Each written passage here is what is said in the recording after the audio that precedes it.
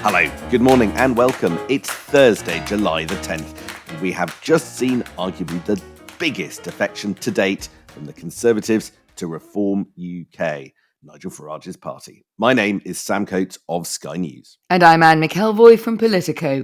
Sir Jake Berry, a close friend of Boris Johnson, has abandoned the Conservatives, saying they've abandoned their principles and the public. Welcome to Politics at Sam and Anne's, the podcast that gives you everything you need for the day ahead in British politics in around 20 minutes. Later today, the Prime Minister is hoping to announce a small boats deal with President Macron of France at a press conference, if he can get all the details over the line. But according to a report in Le Monde, which actually hasn't been challenged at time of speaking, the proposal only seems initially to allow for 50 returns a week. That's 1 in 17 people who come over in a small boat, the papers suggest. Is this the birth of a deterrent, a principle established for the first time that will see people being returned to France if they make it to the UK, therefore solving the small boats problem once and for all? Or is it, as Jake Berry would have it in The Sun this morning, just another example of the grotesque pantomime of British politics? We'll have to wait and see. And over in Downing Street, they are hosing down suggestions of a pre-summer reshuffle after the Telegraph suggested the reset could begin early. Number 10, adamant nothing will be happening to cabinet ministers, well, at least this side of the recess. They were really quite cross about that, was my sense last night. And I suppose the question that we were musing on the other day is, if we're going to have a cabinet reshuffle this side of summer, why not? I mean, why not allow cabinet ministers to read into the new briefs over the summer? What's interesting, I was out and about at an event last night and actually picked up the kind of speculation I think that the Telegraph were talking about. In my hearing, it was actually a little bit more like a junior ministerial reshuffle in about 10 days' time. But this was leaving everybody's head scratching because nobody could see the point of that. So maybe just nothing happens at all. Because whatever move number 10 makes next, it's really got to make itself look strong. So, it isn't the time for kind of half measures, I suppose. Oh, and by the way, there is talk of a away day for the cabinet, not this weekend, possibly the next weekend, covering all sorts of stuff, including AI. So the cabinet, there's life in the cabinet yet, and some thinking about how it resets, even if it's not ready to go public with all the details yet. I'm just now trying to imagine the question that they're putting into the AI. Please, could you sort out the government for us? What suggestions do you have for better sorting out the government's policy agenda, etc.? A cheap joke, but someone had to make it. Let's start, though, with the exit from the Conservative Party of Sir Jake Berry, which will hang over Kemi Badenoch's welfare reform speech later today, and might even have been timed a bit with that in mind. Former Conservative Party chair, well known as a close friend of Boris Johnson and supporter of him, as we said, at the top. And for a few weeks at least under Liz Truss, a minister, 14 years as an MP until he lost his Lancashire seat last year. At 8 o'clock last night, an article in The Sun announcing his defection dropped, declaring, if we want to fix this country, it's time to be bold again, and endorsing Nigel Farage fulsomely as someone who sticks to his principles. A bit of a dig at the party he's leaving there, saying the Conservatives had lost their way, no longer stood for low taxes, free enterprise, or secure borders. Yeah, this is a defection on a different order. I think he's a big, prominent, media-savvy, not uncontroversial figure, formerly in the Conservative Party. But just before we get onto him, just the backdrop is really striking. I've just dived into this week's YouGov polling. Over 1 in 4 voters who backed the Tories at the last election now say that they'd switch to Reform UK. The Tory vote has basically halved. And just a reminder that when the big polling projection from YouGov dropped a couple of weeks ago, then that's the MRP. It put Reform on 271 seats, which would make them the largest party in a hung parliament, with the Tories crashing to 46. Now, there's the usual caveat that there isn't an election coming up soon, so this is all quite theoretical. But from a Tory point of view, thank goodness that there isn't an election soon, because it's all extremely existential. Do you want to just kick off, Anne, with why Jake Berry matters? Well, I think Jake Berry matters for a lot of reasons, and that's why he is pretty much the perfect defection from Reform UK's point of view.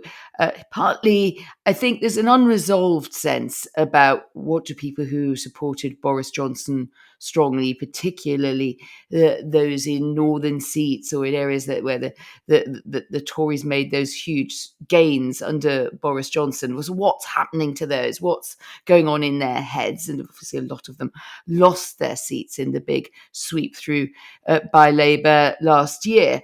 I think the North is particularly an area that is going to be very contested between the parties, between Reform, principally between Reform, Labour and the Conservatives. So having him there, he's a great advocate of higher spending in the North and bringing the North to the table. You use the words not uncontroversial. That's true, but certainly a very punchy character and a good media performer. You could argue that maybe Reform needs more of that, needs more MPs with that kind of experience.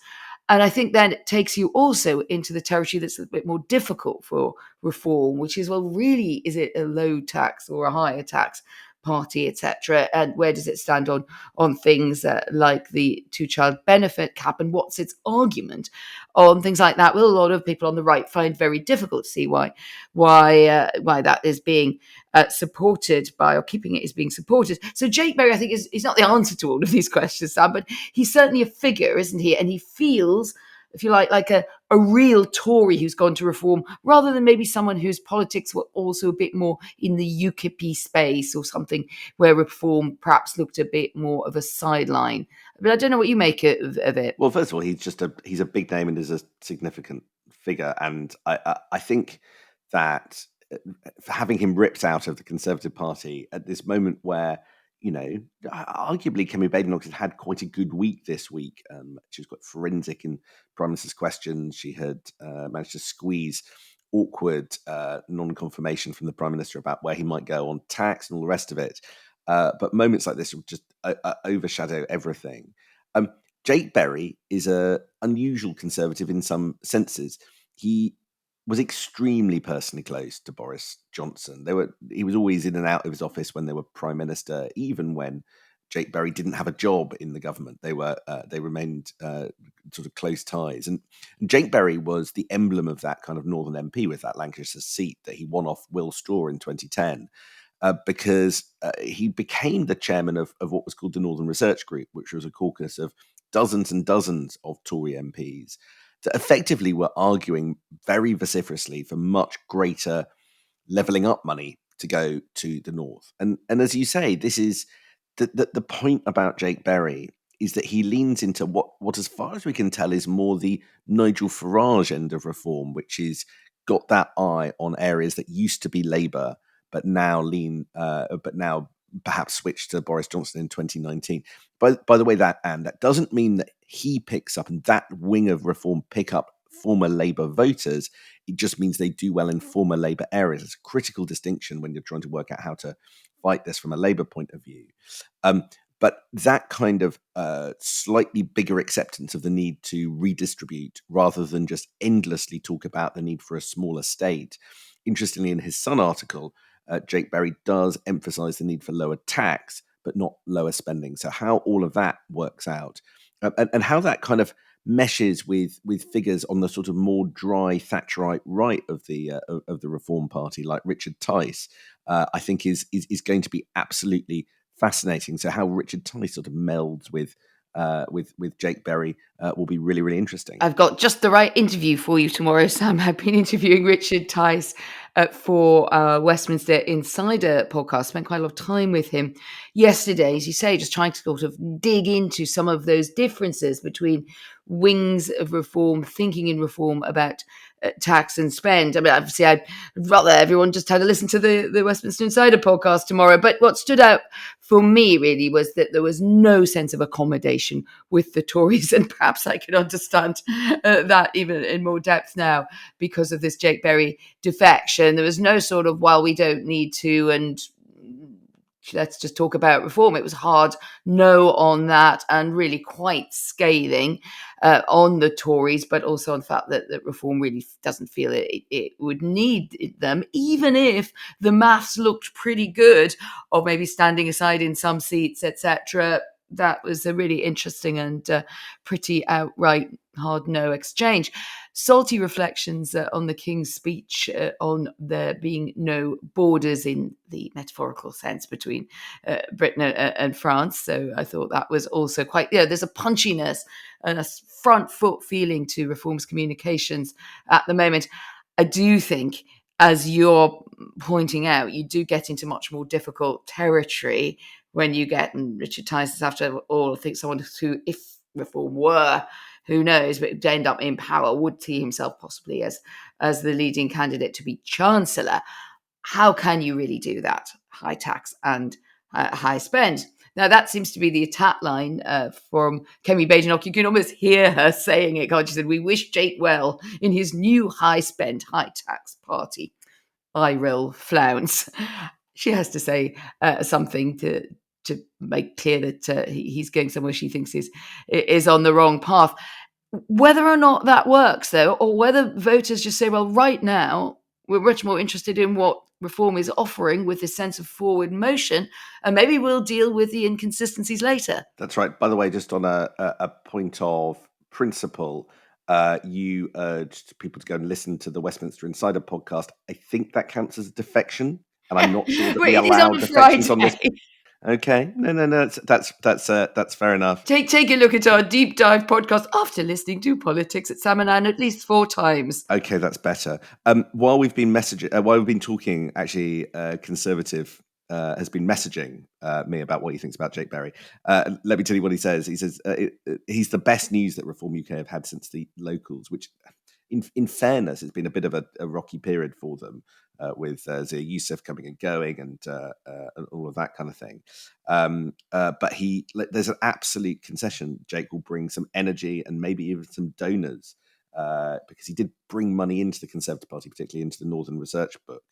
But what they do is they question some of the analysis that we've just done, and they say he isn't some big beast. He backed Liz Truss, and then they point out that he backed Tom Tugendhat. And now with Reform UK, what does he actually believe in? So you can see defensive lines, but also those are just factually true things as people try to make out that there's something of an ideological zigzag that he's gone through in his journey to where he has ended up in a place that he likes, which is in the middle of the media spotlight. Anyway, shall we just pivot very quickly, because there is a massive other story today, which is the 3:30 press conference that Keir Starmer is going to hold at the conclusion of the state visit with President Macron. The Prime Minister hopes the French President will sign up to a one-in, one-out deal. The question is really whether it's 17 in, one out, as one wag put it this morning. Under the terms of the deal, Britain would accept migrants with links to this country that we've been talking about for a couple of days, in exchange for sending others back across the channel. But it was Le Monde, the French newspaper, that did the British government no favours at all by describing the deal as largely symbolic and putting a sort of 50 migrants a week figure returning to France on it. Which is, of course, a fraction of the 21,000 who've made it across the channel so far this year. And when we did a deep dive at the last weekend, actually, in the year to date, more people have crossed the channel than did in any previous year. So we are at record highs. Can this do something? That is one part of the agreement. Another part will be a bit more cooperation on long-term missiles, and another bit will be essentially what sounded to me like reaffirming NATO as sort of in extremis. Britain and France would work together on nuclear cooperation, nuclear weapon cooperation. So meaty stuff, we think, but at the heart of it is this migration deal, Anne. Absolutely. And how crucial is that to the future of Keir Starmer and to Labour's chances at the next election? The government will be happy, both governments will be happy to get something across the line after all this son and lumiere. I think we predicted, I think rightly on the podcast, that it wasn't going to fall apart. It couldn't fall apart after the Macrons had such a nice time over here. The problem with it seems to me that the numbers are still so small relative to the size of the problem. Le Monde reporting that 50 migrants will be sent back to France a week from the end of next month. that whole idea of whether, the ratio, what does 1 in 1 out really mean, or what would that equate to if you call it, you multiply it all up, 1 to 17 if arrivals continue at the rate that they've been rising, as you rightly say. So I suppose the answer from this side is, well, something has to give and something has to move, and that's the best that can be done at the moment. But even a government source saying in the Times that scheme would be scaled up once the pilot shows proof of concept. Well, I mean, we've done a lot of podcast pilots and proofs of concepts, and there's a long way from those to things actually working and arriving where they're supposed to get to. So that seems to be a question that the Politico Playbook is also asking this morning. How would each side judge the success of the pilot? And is Macron as into the idea of scaling this up as Keir Starmer is/needs to be? Any thoughts? A lot of the deals that Keir Starmer has ended up striking, particularly the deals with other countries, have been pilots or agreements for further talks, or in some senses not the finished and final article, but simply mapping out the path to a better future. And the danger for number 10 is that the presentation of this is always problem solved. And then when you dig beneath the surface and you look into the detail, you discover that we're just at the start of a journey. And I feel like this pattern has repeated itself time and time again. And it just doesn't do number 10 any favors. You go back to E-Gates with the EU deal, and in fact, a lot of the EU deal, which is just an agreement to talk further. You look at the US trade agreement. Now that is presented in the White House as a done deal, and then we discovered that actually the tariff reduction didn't happen. They changed. There are still some uncertainties with that, and on and on and on. And delivery is really, really tricky for this government. So is Keir Starmer standing up and saying, I've solved this problem or not? Because I think with 1 year in, we're starting to get towards last chance saloon, because if he hasn't worked out how to do it, we should be at the stage of this argument where he has worked out how he wants to do it, and we're midway and quite advanced into executing that plan. If that's not the case, then he's basically conceding, I don't really know how you're going to do it. I don't know what, if this doesn't work, what does he do next?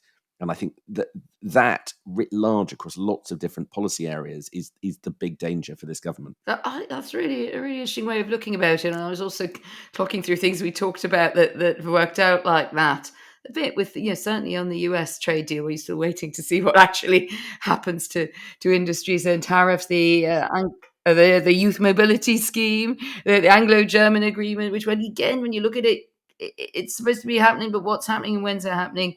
That's a really good point. I think what we'll see here is the government saying, in effect, some movement has come in, and this could only be solved with France, with our European allies, sometimes gritted teeth allies on this one, and that they're hoping that buy-in with Macron. But how stable is Macron actually as well? We're also doing these deals with people standing on those wobbly balls you have to stand on at the gym. It's like, oh, we've done the deal. Whoops, it's Macron's certainly there for a while, but he is not the most stable entity in European politics right now. So I do agree that there is a danger that you seem to have overpromised, and also, it's certainly coming from reformers I've been hearing, but it's going to come from others as well. Hang on a minute, how does this scheme work? How do you prove that you are legitimate? You'll have a lot of people who will be quite bad faith about that and say, are you really sure about these relatives in the UK, and how we check on that in order to make... So it's quite a clunky deal to get a small amount of progress, but that goes back to your point, Sam. That is apparently the best, after a lot of work has gone into this, Yvette Cooper and others, it seems to be the best they think they can get. And that may be the worrying point for Keir Starmer, if you come in with a variant of a stop the boats message, only to find out that it's stopped some of the boats a little bit, and on a arrangement which we have to look into the guts of as we go forward. Well, all of that will raise the temperature. In fact, it's going to be blisteringly hot of its own accord. That is the alarm, Anne. So I think we should wrap up there. Let's see how the press conference goes. Let's see how the weekend papers go. It feels like the fundamentals of our politics are really turbulent. So I wouldn't be surprised if by Monday morning we've ended up going through a few political somersaults, because things in the two main parties feel really, really uncertain and unhappy. So let's see where we are on Monday. Have a lovely weekend, and we'll be back with Politics and Salmon Hands next week. We'll be back then. A few backflips, a couple of somersaults, and a perfect one. See you Monday.